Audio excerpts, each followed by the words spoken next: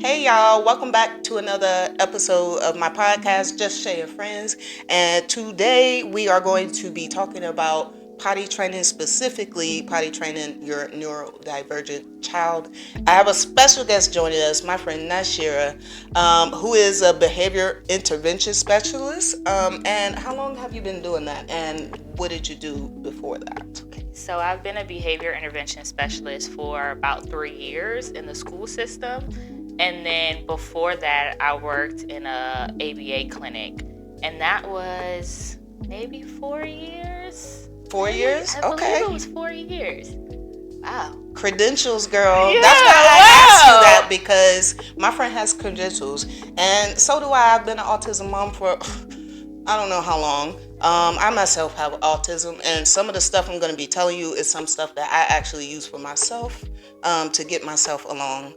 Not with potty training, but you know what I'm saying? To get myself along and cope with my adult life. I asked you guys to put in your questions, any questions you guys had about potty training. I asked you guys to put in my comments on Facebook, and you guys came through and you gave us questions. So if you did put a question in there, stick around to the end. We are going to do a Q&A at the end. Before we give any tips or anything, the first thing you need to do when you're having an issue or a task, you need to understand what you are facing. So some of the unique challenges that you might face when you have a neurodivergent child and you're trying to potty train is there are some barriers that the child may be facing that you might not even know about. So first, let's get right into it. Your child is autistic or neurodivergent, and they have sensory processing disorder, which means they're going to be processing a lot of their senses and a lot of things a little bit slower and not at the same rate as some of the other children. So this could give them a lot of issues. For example, your child could be experiencing low interoception, which is something that me and I also think Stacy struggle with on a day-to-day basis. It affects things like being able to know if you're hungry or full. A lot of people ask me about Stacy because, he puts on weight, then he loses weight. And, that's one of the things that he struggles with, because I fully think that he doesn't feel full at all or hungry, and that he maximizes that to its fullest potential to eat as much as he wants to, because there's no, oh, I'm so full. So he could just keep eating. Just keeps going. And on the flip side, I am like, I just don't feel hungry. So if I eat, I'll be like, oh man, I think I'm full. So I just stop. So this is something that a lot of people and kids struggle with. It also affects you knowing when you have to use the bathroom. So you may or may not feel the sensation that you have to go to the bathroom. Number 1 or 2 or 3. You may not feel it at all. So a tip that I do for myself is I just go on the schedule. Same thing for Stacy. I'm not really monitoring his schedule anymore, but when I did have him on his schedule, it was the same as mine. Every 2 hours. If I'm going, I'm like, go to the bathroom. I just let him know. So a schedule can help putting the routine on a board with your pictures, making it visual for them, easier for them to understand. That is one of the tips that I use. Do you have anything? That's very true. You definitely Like want that? to put somebody on a schedule. Yes. Before you do that, though, you might actually want to pay attention to what the kid is already doing. So let's just say that you notice that the diaper is wet every 2 hours, like you said. You want to start taking data on that, of saying like, okay, I've noticed every 2 hours the diaper's wet. You want to catch them at, let's say, an hour and 30 minutes. Now we're going to go to the bathroom. But you need to take data beforehand so you can get yourself on a schedule, because then you don't want to just be taking a kid to the bathroom and they don't want to be in the bathroom. They don't want to use it. Exactly. So the schedule comes in place after you take the data of showing like, okay, I noticed that you've gone this amount of times, or I noticed that you only want to go in the morning time, and then you only want to go at this time at night. So then that's more data that you can use to say like, let's make a schedule around these different times. Love that. Love that. See, that's the That's the professional in you right there. Okay, you gotta take this data before we start. Okay. Potty training is going to be different for everybody because every child is unique. So even with a neurotypical kid, you're not going to say like, oh, they're 3 years old, they're going to be potty training now. You're going to wait for a diaper to come off. You're going to wait for them to just start going into the bathroom. You're going to wait for them to start imitating things that you're doing when you're in the bathroom for you to have that inclination like, oh, they need to use the bathroom. So you need to be paying attention to your neurodivergent child as well, seeing what different things that they're doing. It's called like an antecedent. So what things they're doing beforehand, before they use the bathroom, that'll show you, oh, they're ready to use the bathroom. So we using that behavior and turning it into communication. Every kid has different barriers also that they're facing. You don't know if the kid is more sensitive to light, because Stacy can walk around, turn on all the lights. I hate the lights. So you might have one child that is very sensitive and one child that is not. You might have one child that doesn't like the fan on. You might have one that wants the fan on. You might have one that doesn't like the feet to touch the cold floor. Oh, that's so real. Yes. That is so real. That gets into the environment. So you got to make sure the environment's comfortable.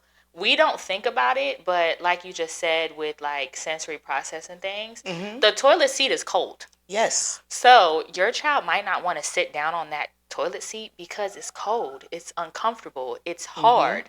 Like as soon as they start using the bathroom, the water splashes up and you've just ruined the whole experience of using the bathroom. But that's something that the kid is going to recognize, and they're going to be like, oh no, the bathroom's aversive. So when we was talking about the schedules, they call it forward chaining, where you break it down step by step.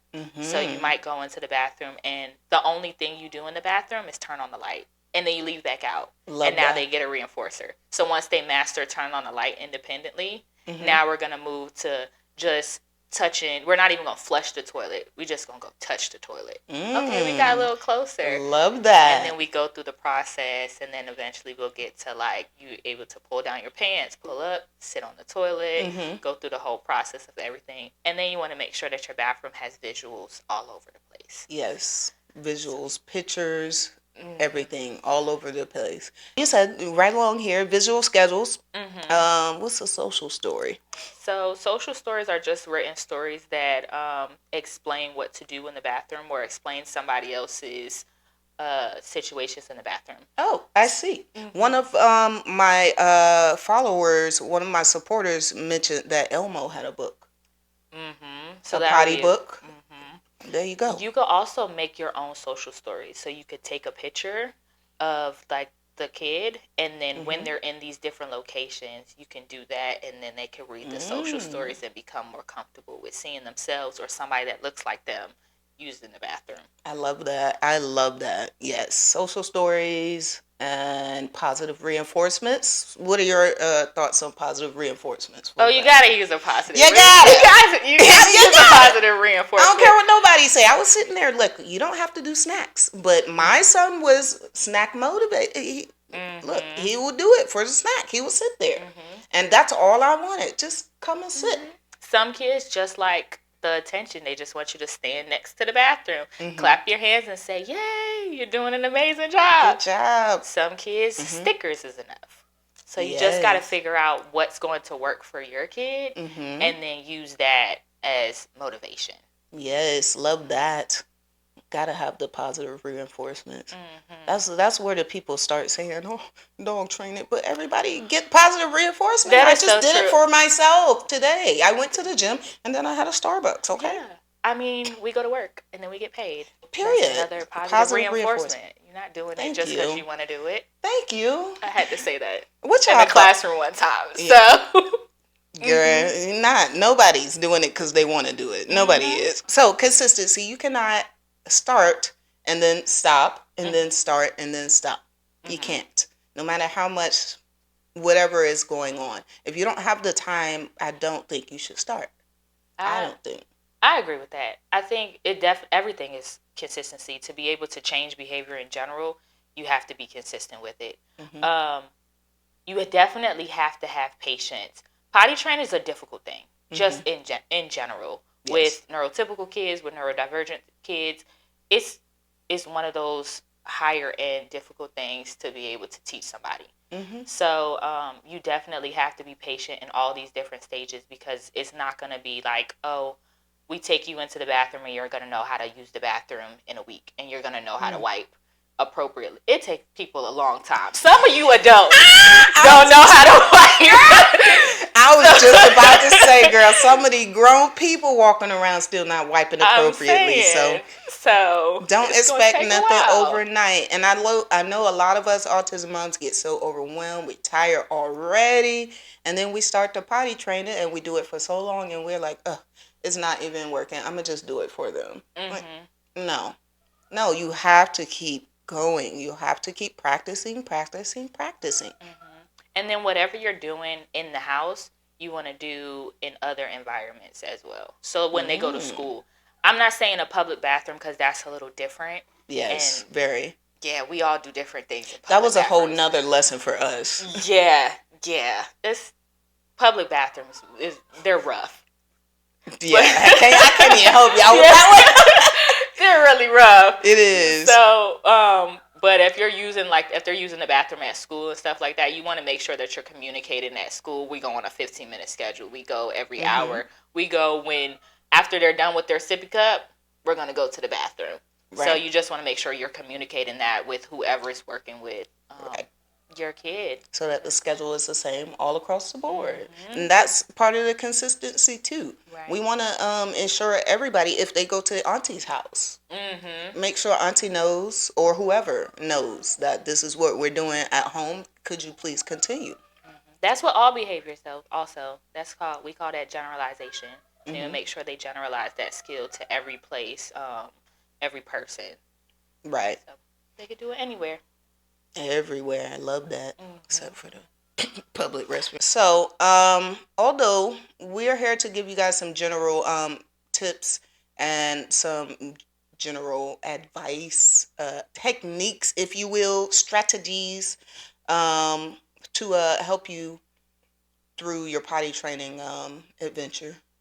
But we have to tell y'all, some kids, some of these neurodivergent kids may never use a bathroom independently. Sadly, some of them might not.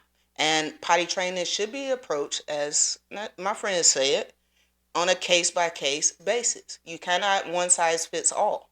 You can't do that for neurotypical kids or neurodivergent kids. You can't do it. It's not one size fits all. It's this fits this kid. What I did fits Stacy, and it worked for him. But like I said, depending on the child's disability, anything else going on with the child, some of them they may need help for the rest of their lives. Okay? So, do you have anything to add to that? I would just say to make sure that you talk to your primary care physician. Make sure there's no medical needs going on. You want to make sure that if you have a BCBA, consult with your BCBA before you start different schedules. I have a friend who's an occupational therapist, and she looks at different sensory things as well. So you want to make sure that you're just asking questions to different specialties to make sure that you're doing what's in the best interest of your child. Wow, the occupational therapist getting in on it too. See, I didn't even know that. You have to be asking these people. Ask these questions. They might be like, hey, do you have a such and such? Because I never knew. Yeah. If you think about it though, like occupational therapy, I think they help with like certain like feeding things. Like it might be a fine motor skill or like a gross motor thing. And you got to think, fine motor, you would have to pull down your pants, so you would have to grip the top of your pants to pull it up, pull it down. So it's way more than just the simple things that we think about. Yes, all these things we not taking into account that we have to our child has to deal with as well. So yes, love that. I like that you said that. See, that's why. Yeah. That's why we need to, you know what I'm saying? That's why we need to get together. Yeah, no, that's true. That's real. Yes. So now that we have talked about all that, we're getting into our Q&A. You made it. So we appreciate you. And while we have you here, please hit that subscribe and likey button and share this with your friends. All right. So I forgot to take down names again. I said lesson learned. Write down names. Didn't write down names. I forgot to write down names again. But if it's your question, you know it's your question. Okay. The first one, um, they said that their child, they didn't say boy or girl, but they said that their child was using the bathroom, regressed, and now only use the bathroom at home, refuses to use anywhere, even family members' homes. Okay, so they were using the bathroom at other people's houses, but then stopped using the bathroom at Yes. other people's houses. Um, it just makes me think like what happened in the other environment to stop them from using it. Like I said, they could have just went to the bathroom and some toilet water could have splashed up, and now that whole environment is aversive, and everywhere else they think of, they go into panic mode mentally. But that's something we wouldn't necessarily know.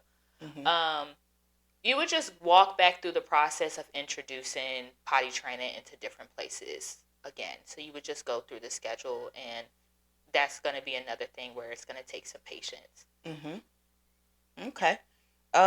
Next one. My kid is holding it and refuses to go.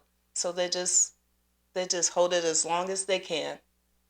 um I talked to the primary care physician about that, and you can't make anybody use the bathroom, so you would Mm-mm. just have to wait that one out until they go Yes. to the bathroom. I would wonder why. Why?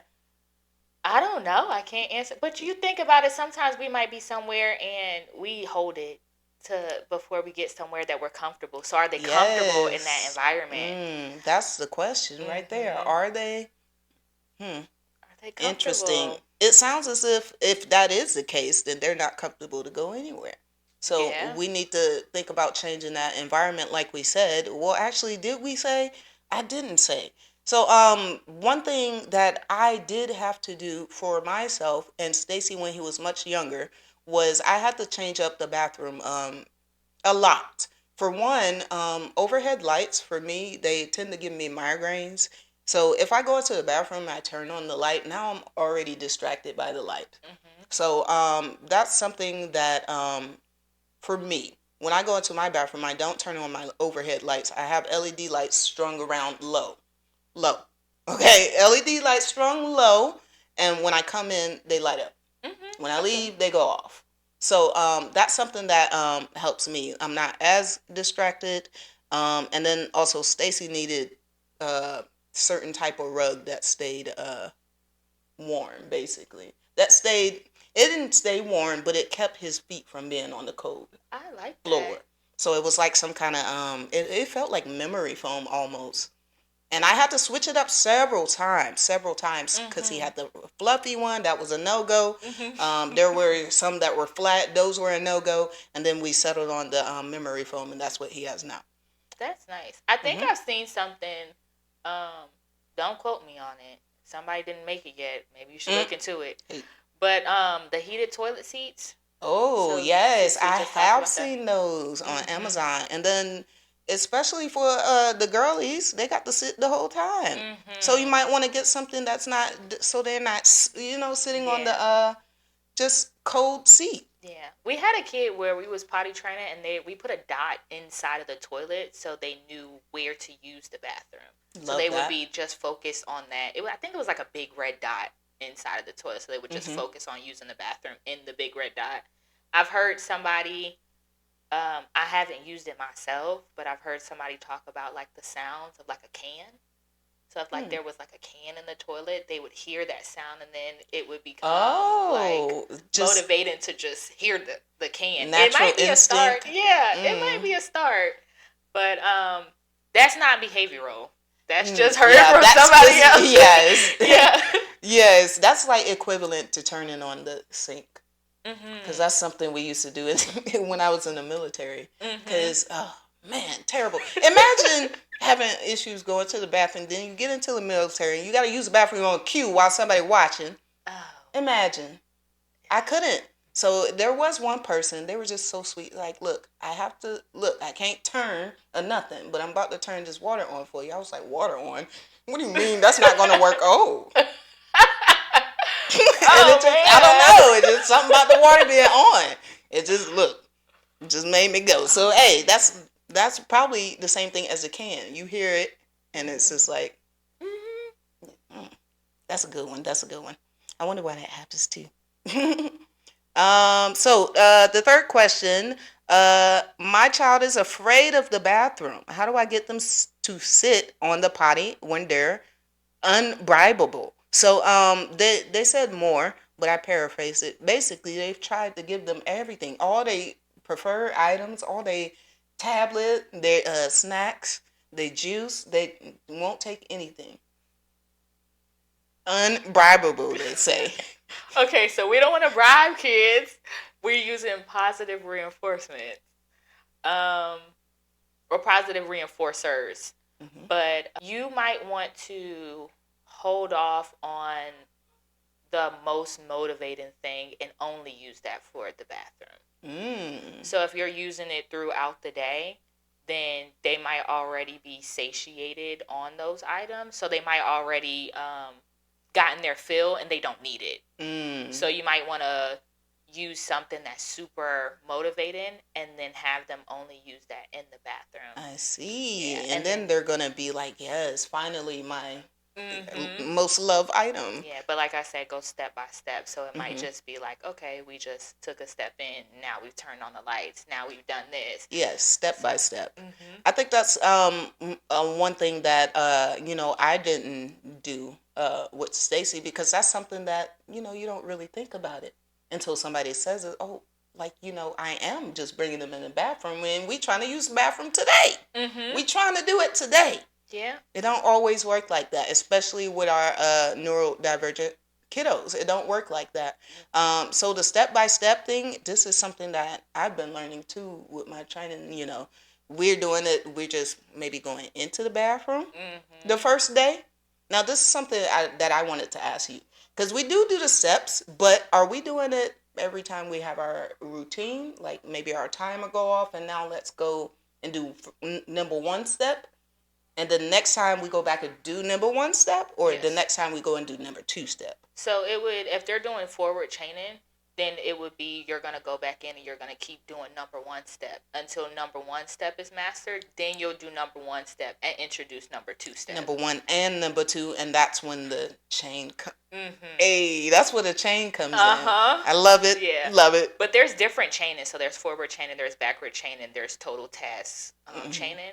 So like total task is going in and then them doing everything. The backwards is starting at like the end and then them seeing the finished product and then going back through it. Okay. But this one I would definitely start forward chaining. Like let's go one by one. Yes, one by one. And one thing I will say, when I was potty training my daughter, Heaven, actually, I couldn't even bring her into the bathroom the first few times. We had to put the potty outside the bathroom, and she could just look at it.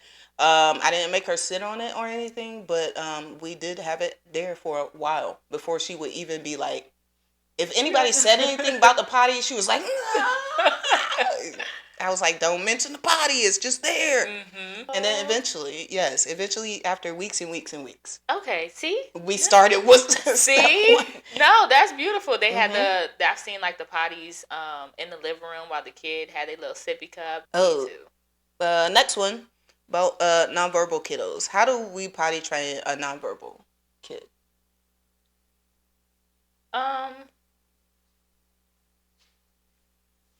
I think they're assuming that you cannot do it the same. Yeah, I wanted to say the same thing. Like, you would potty train them the same as a verbal kid? Yes, I think so too. If your concern is that they can't understand you, then go ahead and do what we said. Hold up. Go ahead and use your visual schedule. Use your what are they called, the routine picture things? Just a routine. Yeah, just go ahead and use your pictures if that is your concern, that they can't understand you. But yes, you can use most of these same techniques. My son is nonverbal. I was just about to say, I think a lot of people get misconstrued the fact that somebody's nonverbal as them not understanding what's going on. Let me tell you, there are a lot of kids out here that's nonverbal, and they understand exactly what's going on. Yes. And they're just not at the state. They might not want to communicate. Yes. Yeah. If anything, I feel that they're more aware than us that are verbal. If anything, I feel that. So, I hope that answers your question. But if your thoughts are that your kid cannot understand you because they're nonverbal, now you have to somehow do something very, I don't know, very much special and different. No, you can use some of these same techniques, but like we said, it is case by case. So if your child is nonverbal and they also have something else, another diagnosis, that's something you need to take into consideration as well. Agreed. Okay. Just make sure you have Yeah, agreed. Okay. Next one. My kid is aware when they have to go. So they know when they have to go, but they won't. That's the same thing. Should I just be putting big girl panties on her?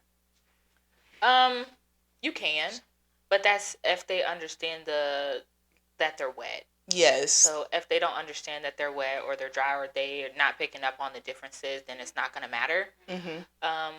But that's also a matter of, like we said earlier, being patient with your kid for them to be ready to go and use the bathroom. Yes, that is when I saw that, that is something I remember as a kid.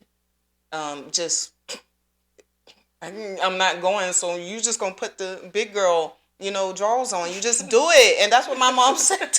She said to do that to Stacy too, but it did not work because I don't think he felt. I don't think he felt when he was wet.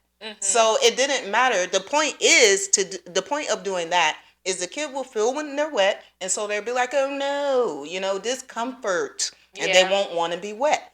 But if your child is not feeling when they're wet, that don't work. Yeah, I don't think so. You could try it out, and there's other you can wear like the big girl underpants, and then there's it's like plastic that keeps it inside, like keeps that liquid inside.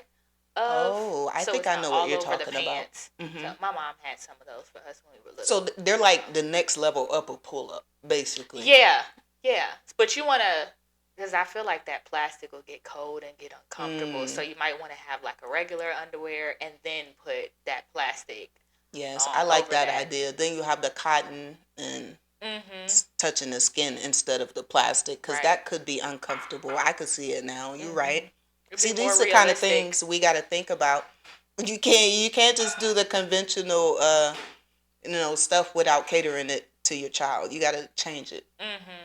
And then once you test that out, I would test it out maybe for, I would say about 2 or 3 weeks. If it's not working, go back to the pull-ups. Because you don't want your kid to just constantly be uncomfortable. Right. No, I would hate that. And you can get free pull-ups. Look up your state where you live and see if you can get free pull-ups, because kids with special needs, they get free pull-ups for life, basically. I did not know that. Some states now. I'm not going to say, because I know here they don't do, that company doesn't do it here in Virginia. It's a certain company that they, out of, I guess, kind of their heart or whatever, do that. That's wonderful. So yes, just look it up. I know in Houston they do. A lot of Texas cities, they do. So just look it up, Google it. So next question. My child has inappropriate sensory play in the bathroom. How do I get them to stop? Now this, we both had more questions, like for clarity, but it was a comment. So I'm thinking that what they mean by inappropriate sensory play is something that I did experience. Stacy tends to... Don't tell it. I'm telling it. It might help somebody. Stacy tends to, if there is like any liquid soap in the bathroom, hand soap, shampoo, conditioner, expensive conditioner too, that goes down there too. Down the sink, down the toilet, and you guys already know about the straws thing. He put the straws in the... Will it flush, if you will?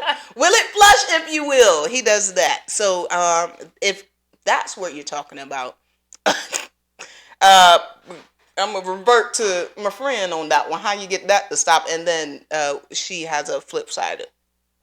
So You would just limit distractions in the bathroom, so then you might not have soap in the bathroom at that time.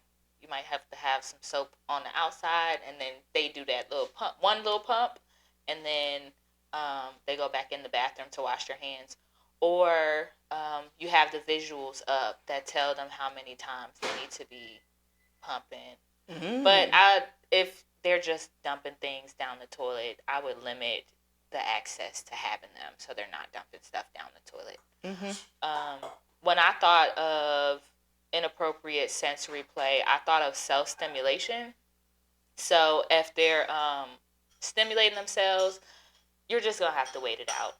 I will put on a timer, so maybe like a 10-minute timer, and then once it gets closer to the time, let them know, hey, you have 1 more minute before you need to come out the bathroom, and then when the timer goes off, they need to come out the bathroom.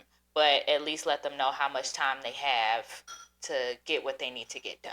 Last question we had, this is a really great one, and I actually know this answer.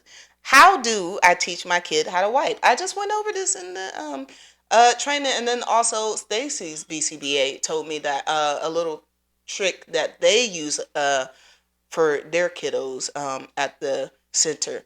So they don't do it in the bathroom. That's for one.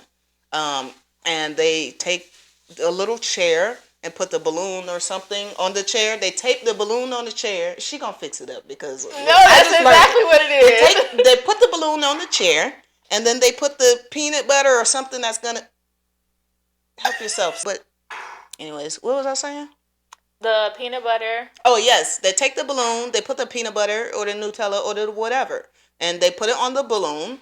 And I think it's in the back or under of some sort that it simulates wiping.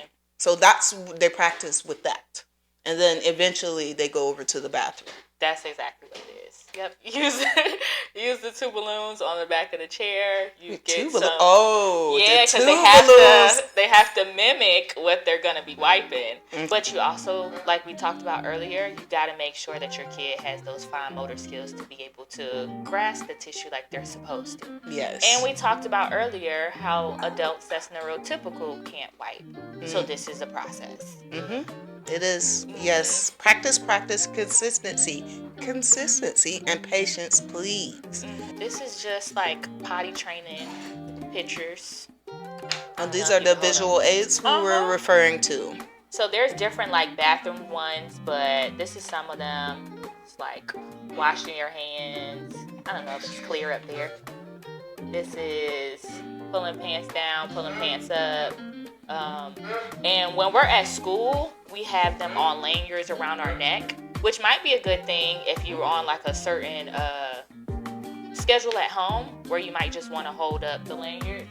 But we have them on lanyards, so we just show the picture and we just show like, hey, like we're about to go to the bathroom. Love that. And then it might just be a picture of the bathroom, and then we have what the next step might be. And but you can post pictures like this above the toilet or have them above the sink when it's washing hands. Love it.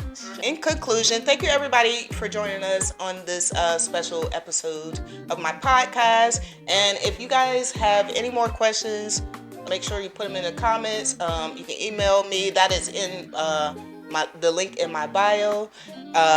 And if you have another topic you would like me to invite my friend back for, or my other friends, y'all know my sister coming too. She coming back too. We have one on reactions because myself included, and some of our friends are letting their reactions show, and their kids are loving it and running the house. Running the house. Yes, Prince. Yes, Princess. And they do something and we give them the reaction they want, not knowing that we're actually doing it. Because I'm supposed to be actually fading prompts for Stacy. And I can even give him a look. I can look at him and raise my eyebrow and he'll know that I mean, nah, put that back. And that's not my fault. That's not my fault, okay? But that is... So now you have to be stone-faced? Yes, now I have to watch what I'm doing and not prompt him as much because he be waiting for me to tell him to do stuff he already know how to do. Is this one of the therapy things? Like, yeah. Okay. He's working on it, but I'm trying to like what do they call it? Like do the same thing at ABA that we do at home. I'm trying to do that, but I'm giving him prompts, and I was pointing, and I didn't know that was a prompt. Oh yeah. I didn't know that either. That's the gestural prompt. Yeah, so yeah, my sister gonna come and help us out with that too. But if y'all have any topics y'all want to talk about, make sure y'all put them in the comments. I'll be in there. My friend Nashira is gonna be in the comments too. I don't know if she gonna answer. Is you gonna answer? I'll answer. She gonna answer. See, you can ask her. You can ask her, and then ask your community, ask your teachers, ask your occupational therapists, your speech therapists, ask ABA therapists, all the therapists. Ask them.